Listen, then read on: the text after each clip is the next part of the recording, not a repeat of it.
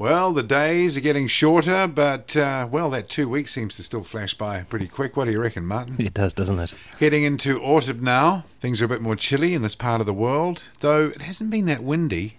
No, it's been remarkably unwindy, I suppose you could say, and not as cold as I've expected. It's been very wet, hasn't it? Yes, and as always, plenty of activity in the world of aviation, and we're going to do a bit of space today. And Martin, before we start talking about things, the clip I have selected for people watching on YouTube is the good old C5, but this is the C5M at Oshkosh. Filmed this at Oshkosh back in, I think, 07. Yeah, nice aircraft. Yeah, that's made a huge difference. Strapping a few new engines on that thing, everything. Range, payload, everything increased, and apparently maintainability is vastly increased. But what I always find funny is they updated the cockpit, right? Yeah. Put in a complete glass cockpit. There's a few shots here now. It doesn't look particularly well integrated. It's industrial sort of looking. Yeah, I guess so. But it must be, because I've been in the both the M and the B model, the old B model. You know, the original looks like that. Even in the crew quarters, it's very utilitarian. It's a funny looking plane, isn't it? The wings look too small for it. Yeah, but with these new engines, I think the aircraft has about 45,000 pounds more thrust than it used to. Yeah, and they did something to the wings, didn't they? Because one of the big problems with that plane was fatigue in the wing joints. And also improper deployment of the leading edge slats. They sort of roll out. Yeah, so on the B model, a crewman always had to go, or crew member always had to go and look out of the side windows to make sure that they were deploying symmetrically. I know the window. I know the window. They look right down the leading edge. You're right. Yeah. And I've read a flight report on one of those, and when they took off, the reporter was sitting in the seating area up behind the cockpit. Once they got up to altitude and it was all pressurized, there was this whistling coming from the escape hatch, and I think it's in the roof. Yes, it is in the roof. Yeah. And the reporter asked about that, and one of the crew members said, "Oh, don't worry, we've got a fix for that." Oh, yeah. And he took out a bin liner, one of those big bin liners. Yeah, plastic. And held it up over the hatch, and the suction, or the pressure, just blew it in, and that was the end of the whistle. He says, "Yeah, these all leak, and that's what we do." And it works. And it works. And you saw that, remember that one that went down in Dover? Yeah. The nose broke off. The nose broke off, yeah. And everyone survived. Yeah. There you go. Okay, so the C5M, that's what you've been watching if you've been looking at YouTube. I've actually seen them flying out of Dover. Yeah, that's their main base. Main base, yeah. Yeah. And here we are, another 2 weeks. This is going to sound like a stuck record shortly, but no MH370, but some more thinking on it. Yes, there has been some quite interesting developments. A team has taken the Inmarsat data and had another go at it, and they don't agree with the results that Inmarsat reported in terms of direction and speed. And in fact, the most interesting part of their analysis is that they have found no indication that it went south or north. They don't think the data tells that story at all. Also, they found discrepancies in the speed data. So when Inmarsat said it was flying at an X height at 234 knots, they think it was lower and flying at 177 knots. This is right at the end of its potential or possible range. They've also found some anomalies in the data that, for example, 10 minutes before the plane took off, it reported it at 184 knots. So, well, that's not possible, is it? Absolutely. So they want Inmarsat to re-examine the data using some of their insights and explain to them where the discrepancies are. One of the things there's two things they don't think Inmarsat have taken into proper consideration. A, that the satellite that was picking up these pings, its orbit has decayed somewhat, and it's now no longer in a fixed position, as was apparently assumed. Okay. It's kind of in a sort of small loop. It sort of describes a circle in the sky. It's not reading from exactly the same position every time, so no. Therefore it's very hard to make an accurate assessment as to where the signal was received from. Yes, so it's describing a sort of a small circle in the sky over it, in the point where it's meant to be. And also 37,000 k's out from the Earth or something like that. Absolutely. So that's a long way. Yeah. And then also a number of RF engineers, radio frequency engineers, have chimed in and said, when engineers and physicists work with the speed of light, they work with a constant, and to all intents and purposes it is. but they don't think Inmarsat's taken into consideration the attenuation and effect that the atmosphere and the inclination of the satellite has as it goes through the atmosphere, clouds, moisture and everything, because the effect that would have had on the some signal. angles it's thicker, it's more atmosphere to go through. Yes, and now that won't necessarily affect the speed of light. Well, it won't really affect the speed of light. It will affect how the signal from the plane will have got broadcast and shaped and moved and stuff like this. So that is quite interesting. And I think the most interesting finding was that they had no indication that it went either south or north, and they seem to be saying you should carry on looking north because it might well have crashed into the Bay of Bengal, which is funnily enough what that Ukrainian company was saying. Yeah. Didn't the Bangladeshi military send out a patrol boat or two to have a look in that area? There's been no news. No, whether they have or not, I don't know. Do they have that capability? I guess I don't know. Boats that float. For people who are interested in reading up a bit more on this, the article is on a site, www.aviationist.com. Right. And it's quite interesting. It's an interesting read. I didn't understand most of it, but it was nonetheless interesting. The search in the southern Indian Ocean is still being conducted. They're pursuing that. So there's still some belief, obviously, amongst the searching authorities that they're sort of in the right general area. Yes, and of course their most concrete lead were, of course, the pings that they thought were the black box. I mean, that's... So what were they? You know, the simplest solution is generally the answer, and it probably was the black box, or the hitherto unknown southern parrot whale. It happens to make noises at 38.5 kilohertz at great depths. Yes. It's very odd, isn't it? That they would pick up signals like that in a defined area.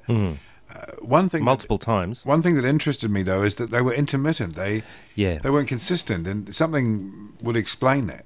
Well, would have to be able to explain that. And if something was working and transmitting all the time, why would it stop and start and stop and start? Well, at the time they did say that the boxes were at the end of their battery life, and that was sort of handed out as some sort of explanation. I really don't know.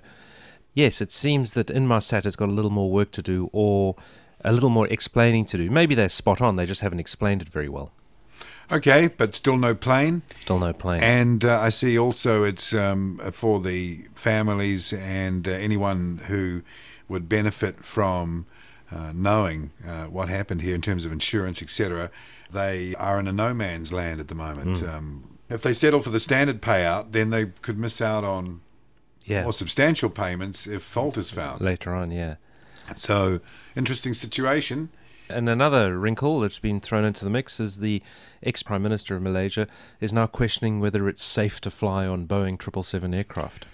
That's a big call to make. That's a huge call, but he's quite prone to making big calls. I forget what his name is, but he's the last sort of life president that they had, who has an office in the Petronas Towers, and although he's no longer in power, he does seem to have an awful lot to say. Yeah, well, if you don't know what caused the disappearance, then people can say stuff like that. Yeah. That's why Boeing, I would imagine, would be very keen to find out absolutely what happened, where things are. So what, it's about 2 months now? Yeah, 8th of March. Wow, it goes quick, doesn't it? Yeah. I wonder what we'll be talking about next program. MA370. And how it hasn't been found yet. Yeah, I reckon. Okay, so some news stories about, and let's start with, this is an unusual one. Air New Zealand, well, it's not unusual. I suppose you're going to see companies do this, especially at the scale of an airline, putting hundreds of solar panels on the roof of their hangar in Auckland to power up to 30% of the energy needs. That's nice, isn't it? Well, I didn't realise you could go that far. They'd use a lot of energy there, I would imagine, with all the tools and... Well, it's 30% of the energy of that hangar. Of that hangar? Yeah. 160,000 kilowatt hours per year are they capable of generating. Well, how many houses is that? 23, they reckon. Okay. 23 average Kiwi households. Well, they've got the space up top, haven't they? Yeah. It's all there. It's perfect. Yeah. And Auckland being a very sunny city... Yes. It wouldn't work here. No. No, but then a very small windmill would probably have the same effect. Yeah, yeah. So that's showing that you're really into renewable thinking. Eco. Yeah. Air New Zealand, the eco airline. An important part of your image these days. Call it Air New Zealand. And is this desperation? Qantas, with surcharges now on popular flights. Here's what happens. You get a good price online for your ticket. Yep. You go to the airport.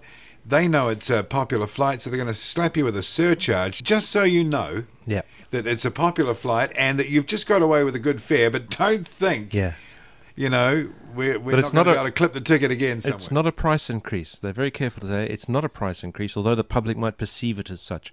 Well, of course, yeah. It's kind of traffic shaping, and it's quite interesting that it's to popular destinations leaving on the weekend, and other popular destinations that kick in on a Wednesday, which obviously when most people leave for that particular destination. Yeah. So it's so obvious. Yeah, it's not a good look. No, they are looking desperate for any income stream. This is what it says to me. They are desperate, aren't they? Yeah. Especially after the Emirates have just released their results, which are shockingly, shockingly good. Well, no one's not going to pay it. Presumably you don't get on if you don't pay it.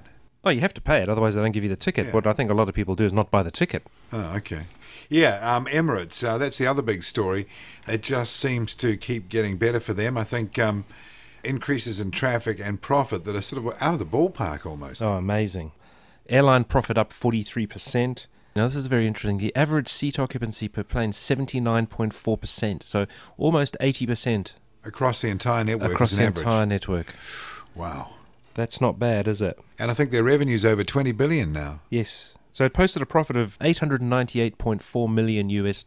So that was the 2013 profits, which they've just announced for last year. So almost $1 billion. Almost $1 billion in profit. Incredible. The thing that interests me about that airline, obviously many things, but one of the main things is that it's run by an English guy, Tim Clark, who's been there from day one, like absolute day one. He's taken it from, I think their first plane was a 737-300 or something. Yeah. To this scale in what, 20 years? It's amazing, isn't it? I mean, that is a phenomenal achievement. Yeah. And he's still there. He's still up the top. And now we hear that they're going to be going into India with the A380. I think they're going to go into Boston. Yes. With it as well. Well, there's some talk that Boston? they will. They're definitely going in with a 777, but there has already been talk that they'll upscale that to the A380. Yeah. Both Singapore Airlines, actually Singapore's going in June, Emirates is going in July. They're going to launch their A380 services into the Indian subcontinent. And I think that's something both of those airlines have been waiting to do for a long, long, long time. Haven't the Indian government been sort of toey about it? They've been trying to keep the A380 out, haven't they? They have. How come Air India doesn't have any? They've got a huge population. Because Air India is a basket case. What are the competitors? There's Jet Airways, isn't there? Yeah. I mean, local Indian airlines all seem to battle to a certain extent, and most of them blame the Civil Aviation Authority and the government interference. What, cronyism? Whatever it is in India. They got Indigo as well, haven't they? Yeah, Indigo, And that's like hundreds of Airbuses. Yes. It's big time, but it's domestic. Yes. No, there's been a sort of major effort on the part of the Indian government, or the Indian authorities, not necessarily the government, to try and protect Air India at all costs, and of course it hasn't worked. Yeah. You look at Air India's flogging off those 777 LRs. Yeah, only 2 or 3 years old, aren't they? And they're selling them, I think they're trying to knock them off for under $40 million each, or something ridiculous. Yeah. Almost 300 mil new. Yeah. Yeah, so they just don't have any role for them. No, which you'd think, even if they're expensive to run, that they'd still manage to fly them somewhere, but no, they just want out. If a domestic A380 can work anywhere, surely it can work in India. You'd think so, wouldn't you? Yeah. You know, bums on seats. Well, I wonder if it would, how many passengers Emirates and Singapore are going to get to major Indian centres via Singapore. Yeah. You want to get from coast to coast, you fly via Singapore. Via Singapore. Yeah, with better service and... Yeah, an extra 6 hours in the air, but whatever. And also Qantas with their A380 Martin off to Dallas, replacing the 747. So that'll be the first A380 into Dallas. So that's where their A380s went on those flights that they reduced, right? Must be. Yeah. Yeah, because we're wondering where they would go. Although having been to Dallas, and I don't mean to offend anybody who's from the Dallas area, I'm not sure that I'd actually ever want to fly to Dallas. Yeah, I've thought of that too, because I've been there, and well, it's a huge American Airlines hub, so you do access the rest of the network pretty well. Yeah, it's ground zero for the network. Yeah, I've spent many an unhappy hour at Dallas Airport. Yeah, that's got that rail system that goes around the edges of the terminal, huh? Yeah. And one part of the airport is higher up than the other. Yes. Now, how do they get up to that other height? There must be just a very subtle... Yeah, Toronto's like that too. Ramps. At Pearson Airport, there's some quite sort of surprising gradients that you think, wow, that's... Mind you, if an aircraft can climb out at 5,000 feet a minute... Absolutely. It can get up a little ramp, You just expect them to be level, but they're not all that level. Did you see that footage of the Cirrus aircraft coming down with a parachute. Yeah. That's quite interesting, isn't it? SR-22. Slowly drifting to the ground somewhere over the Blue Mountains in New South Wales. I think we've got a bit of footage that's kicking around that we could probably plonk on here. I remember going and hearing the Clampmeyers, who started the Cirrus company in Duluth, Minnesota, isn't it? Yeah. And they were talking about that ballistic parachute, and they did a lot of testing on it. They mentioned that some of the aircraft that they'd parachuted were usable again even. You look at that plane in New South Wales, he apparently had engine trouble. Some reports said he got into a bit of a nose down, wing down attitude. Right. Popped the chute, and I mean, it was coming down real slow. I think his only injury was a slightly sprained neck. There's some YouTube footage of them testing that. Yeah. And it's really interesting how it basically just stops the plane and it swings down under the chute and oscillates a bit and then slowly drifts to the ground. Boy, I bet they were relieved, eh? Yeah. Because the alternative is probably... Or crash into the ground. And all over. Rover. Yeah. Talking about Australia, what do you think of that video I showed you of that little coaxial helicopter that guy's made? Yeah, well, that's for those amazing. Watching on the YouTube, we'll put it up right now. You can see a bit of that.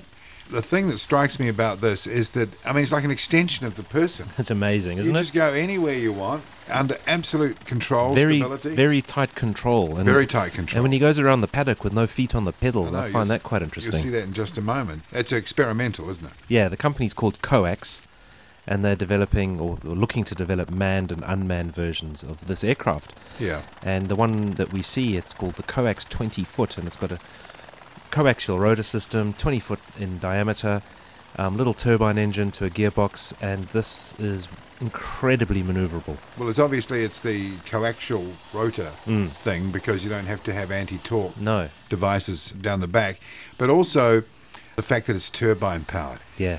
That just gives it that extra grunt that gives it the capability. You can just see from the video. They are looking to develop a version powered by it's quite interesting. An opposing cylinder swashplate diesel engine. Quite difficult to describe, and you'll see it on the website if you're interested. But it's a very compact diesel engine which basically fits into a big cylinder. And the nature of the design is that there's no crankshaft. There's a swashplate at each end upon which the pistons act. And the motor, by its very design, is coaxial. So one swashplate powers one shaft, and the other swashplate powers a concentric shaft that goes up the inside of the engine. Right. So that'll give them a very, very long duration, and I think they've got that more in mind for the unmanned UAV versions, because of course every company in the world now has got to invent or develop a UAV. Of course, that's where the market is. Speaking of which, the first report of a near collision with a drone. Yes. What was that in the States? It was a regional jet, I think. I forget the airport they're coming into. That was bound to happen, wasn't it, at some point? Yeah. Probably some plane nut trying to get close-ups of the runway or something. Yeah, like get the ultimate shot. Yeah. I think it was one of those little ones, Opticopter or whatever they're called. Yeah. Probably could give you a hell of a fright, but probably wouldn't bring down a plane, would it? No. That just shows you, a big fright. This is going to be an issue going forward. Yes. And speaking of drones, North Korea's been flying some drones around. Yeah. By all reports, they look like something I made.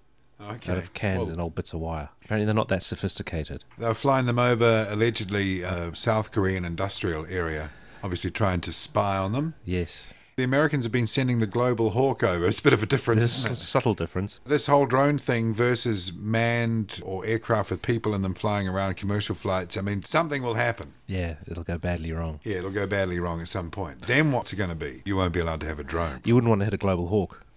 No. Because that's about the size of a 737, isn't it? A little bit smaller. In plan. It's the size of a Gulfstream bizjet. Is it? And they can fly them across the whole world. Yeah, at 50,000 feet. Yeah. It's quite a good capability to have. Well, they flew them to Aussie, didn't they? Autonomously. Yeah. I was at an air show when one arrived. Wow. Coming all the way direct from the base in America. And they only controlled it for the final phase, the takeoff and the final phase of the landing. Oh, is that right? I think the rest of it was all pre-programmed. It was on its own, yeah. Interesting, yes. Just silently flying through the night. Yeah. And high. They go high. Yeah, very high. All right. 747 number 1500 about to be delivered as the latest Lufthansa intercontinental. Yeah, 747-8. 1500. I think the 1000th was a Singapore Airlines plane. I saw that in LA once. It had a livery on it. And I think that was built in 2000. So it's taken them 14 years to get the next 500 on. Okay. You wonder how many more there'll be. Not that many, I don't think. Well, that's the question. The orders aren't pouring in, are they? No. And you've been looking at a few comparisons, what people are saying, travellers are saying, and it's in Germany particularly because Lufthansa operate both aircraft. The jingoistic enthusiast always seems to push for the 747. Queen of the skies. Queen of the skies, and there it is. It's got the history. All reports seem to indicate the A380 is quieter. Quieter and roomier. Which is about everything you want. Basically, that's all. If you're sitting in the back of a plane, there's only two things you want: quietness and roominess. Yeah. An incident that came up, the reason I took notice of this because it had a bit of a funny edge to it. This is an overrun of an old 737-400 at Kabul International Airport. Oh, yeah? It was pretty well trashed. The gears had been ripped off it. Engine nacelles smashed to pieces. One engine taken off. And the official quote from the airport manager was that everybody was safe and the aircraft suffered only minor damage. But there was a photo of it. It was absolutely trashed. To join the other wrecks that seemed to be litter the airport, litter around the edges, either blown up or crashed and just pushed to the side. Yeah. But everybody got off, and I guess that makes it okay. Now for something a bit spacey. You seen that video from SpaceX and that landable rocket? It's incredible. Isn't it amazing? In fact, we're going to put it on now. I'm sure Elon Musk, he won't those mind. Watching YouTube, others you'll hear the sound, but yeah, he won't mind. This is poetry in motion, mate. Yeah, this goes up to 800 meters or something. Something like that, and a great shot showing it ascending too, yeah. I've got to say. And then it stops, hovers, all on the rocket plume, reverses back down and lands. Yeah, on the spot. So what does that tell you? Well, their recent launch to resupply the space station, that first stage had that system built in, and they soft landed it at sea, and apparently the weather meant they couldn't recover it, but all the telemetry says it did exactly what it was meant to do, came down, hovered just above, let itself down, and then of course crashed into the sea and sunk. Right. And they think that by the end of the year they'll be landing the first stage back next to where it took off. Incredible. It is incredible. What I really like about that, all the filming's done by a autonomous little drone, one of those quadricopter drones that follows it up, films it, follows it down. Beautiful shot. Amazing. So that's the future. That is probably the future, of rocketry, of launch vehicles. Yeah. The only thing that test didn't have, and the next test will have it, is the landing legs didn't stow. Because those landing legs, they stow They'll need up. to if it was to carry on, right? So the next test, it'll go up, it'll stow the legs, go up, hover, come down, and then pop the legs out just before it lands. And this is a big rocket. This is not just a toy thing. This is a big rocket. This is a big rocket. This could send you to the space station. It's incredible. It is. Our aircraft of the day is an airliner that has just finished service. In the end, it was with the RAF. Talking about the L1011, Mark. Yeah, the old L1011. The Tristar. Yeah. Lockheed Tristar. Yeah. Beautiful plane. Very nice looking plane. I flew on one of those with Delta. Yep. Had horrible seating. 252. Okay. Yeah, I've done a TWA flight and also BA. Yeah.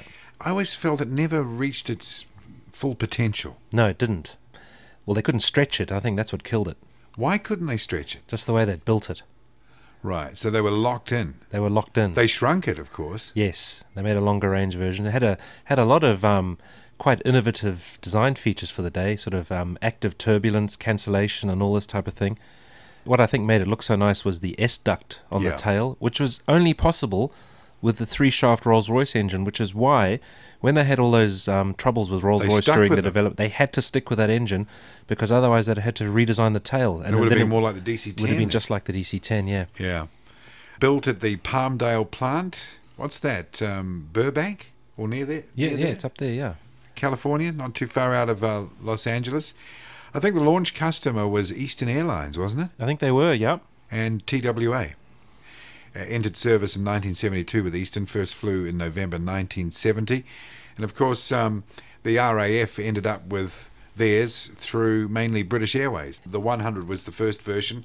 You can tell the later versions, they had a sort of like a spiky fairing off the front of the rear engine to the fuselage. It was a bit more streamlined. 250 were built. Yeah, only 250. Not many. No. Huge cockpit windows. The side window is just massive, isn't it? I think the cockpit window was a breakthrough in lamination because it's a continuous curve. Okay. And it was all about removing any distortion, from the curve. Okay. So that was an achievement as well. It had many firsts on it. It also had a flying tail. The whole horizontal stabilizer was used as the elevator. As the elevator, yeah. I mean, it had elevator as well, but it moved around a lot, especially approach. It would. Okay. and also the spoilers would deploy to keep the speed in range. Yeah, they were Active automatic, weren't they? spoilers, Yeah. The latest Airbus A350, that's got active flaps. This is probably the first generation of those sort of active control surfaces on the Tristar, not only for the gust thing, for high speed, but also using spoilers to control descent and final approach. What's interesting, though, is you notice, funnily enough, I was looking at some pictures of the RAF Tristars that were retiring. They had a very nice picture of the entire wing. And you compare that to, say, the wing on a 777 or on an A330 or something. You notice how cluttered the Tristar wing is. It's got little vortex generators all over the place and little things sticking up.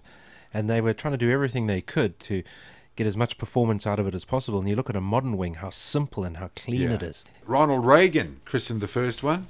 Did he? He was the governor of California. California. Bit of film here for the folks watching the YouTube version. You can see that the prototype was bright orange. By all accounts, they were quite maintenance intensive. They were apparently very complicated. Right. Yeah. Yeah, but you know, those like Delta stuck with them for years. They were the biggest operators. Yeah. Of course, the Ghost flight, the Eastern Airlines plane that crashed into the Everglades will forever remain famous. That would have been in the early 70s. And I think that was caused by a faulty undercarriage indication, crew becoming obsessed, and a disconnection, subtle disconnection of the autopilot at night and a holding pattern over the Everglades, and whammo. Flew into the swamp. Brand new aeroplane. There was a couple of interesting accidents of that. There was that terrible accident with Saudia, where the plane caught fire on the ground. At Riyadh, yeah. And that killed everybody on board because they didn't evacuate in time. They bungled it. They bungled it. Yep. And then there was that Royal Jordanian flight where it was coming into Singapore. It was still at 24,000 feet and there was a fire on board. And it blew through the rear pressure bulkhead, which caused a sudden decompression, which actually put the fire out. Okay. Which was and they were able to land? And they landed, no loss. In fact, its safety record is pretty good. Yeah. In fact, it's exemplary. Yeah. I remember asking Aaron Greenmore Johansson, the guy who he probably still owns Air Atlantic Icelandic. You know the one? Yeah. Charter airline. Yeah. And he said that was his favourite aircraft to fly. None of them got turned into freighters. Kalita Kalita, had one, yeah. I think there've been a few, but I don't think any are flying. I could be wrong, but I think that's it. RAF were it. Wow. You can go and look over one in Kansas. There's that downtown aviation museum. I think it celebrates TWA. All right. Kansas-based. I think they might have been, or they had a big presence there. And they've got a Tristar that they got out of the desert and painted up, put on display at the airport there. I wonder what the Royal Air Force will do with theirs, because they're probably quite nicely maintained. Yeah, they would be. Would you put them in reserve or scrap them? They'll just get rid of them. Yeah. So that's our aircraft of the day, the Lockheed L1011 Tristar. And Martin, next week we'll look at the A300, which has just gone through its 40th anniversary. Okay, so the time has passed. That's it again. We'll be back again in a fortnight. And in the meantime, from Wellington, the windiest airport city on the planet, though it hasn't been lately. No. I'm Paul Brennan and Martin Noakes. See ya. Cheers.